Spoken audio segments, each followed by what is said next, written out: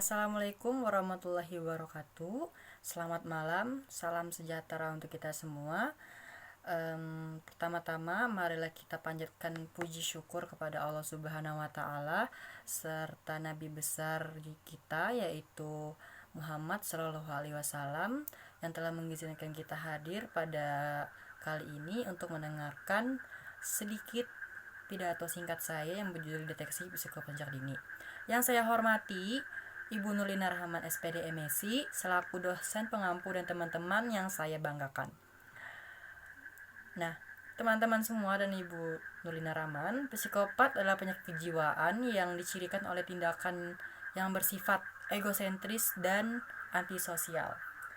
Psikopat secara terminologi berasal dari kata psache yang berarti jiwa dan pathos yang berarti penyakit.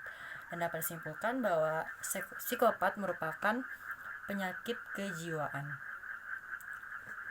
Pengidapnya ini juga sering disebut sebagai psikopat atau sosiopat karena perilakunya ini membuat orang-orang di sekitarnya itu menjadi rugi. Dan perlu kita ketahui teman-teman bahwa psikopat tidak sama dengan gila, karena seorang psikopat itu secara sepenuhnya sadar akan tindakan yang mereka lakukan.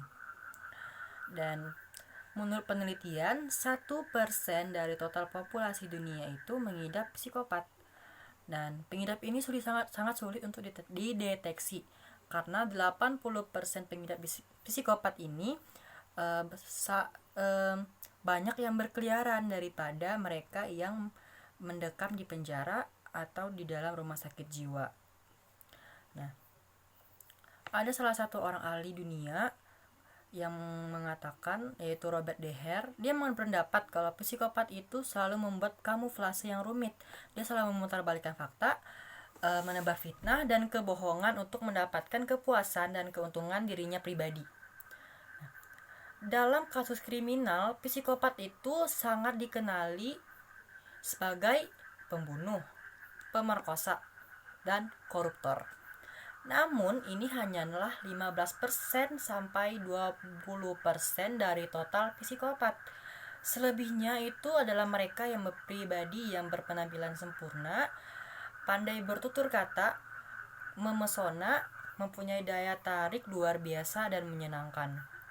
Namun teman-teman kita tidak boleh menjudge bahwa orang yang berpribadian menyenangkan dan berpenampilan menarik itu adalah seorang psikopat, karena belum tentu fakta tersebut benar.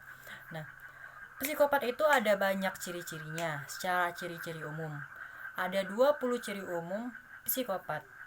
Namun, kita tidak boleh mencap orang yang termasuk ke dalam 20 ciri-ciri tersebut seorang psikopat, karena belum tentu kebenarannya.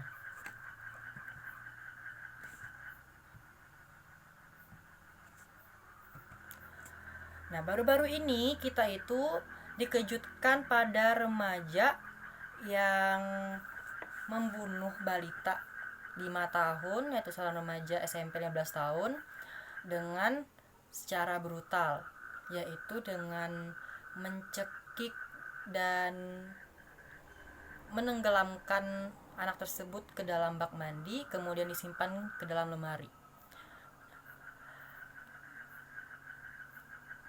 Seorang psikolog dari Universitas Pancasila, Auli Grasnita, menduga perilaku remaja pelaku pembunuhan ini mengarah pada ciri psikopat.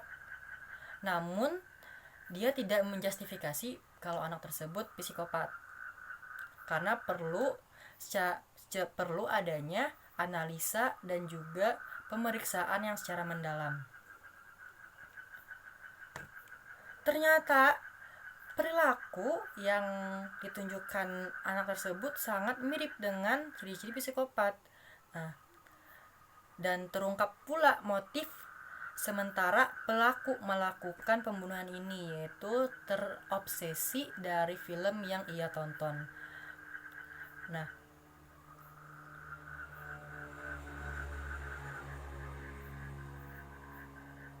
jika terbukti bahwa anak ini pelaku psikopat, maka diperlukan tenaga profesional untuk mengendalikan emosional yang mengarah ke agresivitas diri dari pelaku. Nah, memang banyak penelitian yang membuktikan bahwa psikopat kecil kemungkinan untuk sembuh karena merupakan kepribadian terbentuk dan bertahap dan bertahan. Nah, dan juga tayangan audio visual sedikit banyak mempengaruhi perilaku seseorang. Nah, karena itu kita harus ada batasan untuk jenis film yang mengandung kekerasan, pornografi dan sebagainya. Nah, teman-teman, mari kita sama-sama menjaga adik kita atau saudara kita ataupun orang di sekitar kita untuk menjaga tontonan mereka supaya kejadian seperti di sawah besar ini tidak terjadi kembali.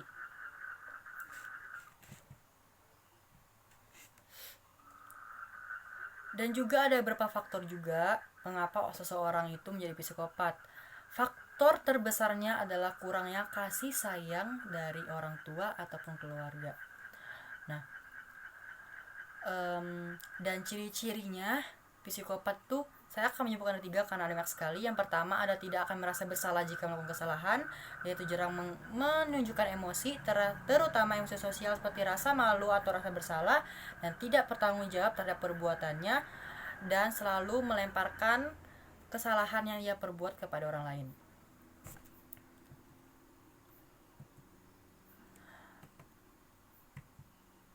Banyak aktivitas yang kurang baik yang ditayangkan, misalkan dari sosial media dan internet, sehingga anak-anak secara tidak sadar menganggap perilaku yang mereka tonton adalah suatu hal yang normal. Seperti misalnya membunuh anjing yang tidak bersalah, menggantung kucing misalkan.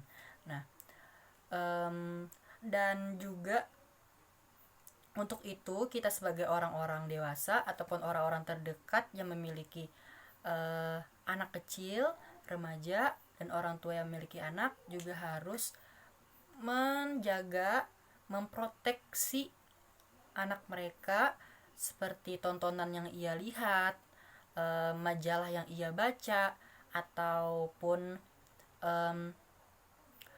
dan kita harus selalu memberikan edukasi dan sosialisasi terhadap kontrol untuk anak tersebut supaya mereka terhindar dari kasus yang barusan saya sebutkan. Nah, demikianlah pidato yang saya sampaikan. Apabila ada kesalahan dalam tutur kata, saya mohon maaf. Atas perhatiannya saya ucapkan terima kasih untuk Bunda Rahman dan teman-teman semuanya. Saya mohon pamit. Wassalamualaikum warahmatullahi wabarakatuh.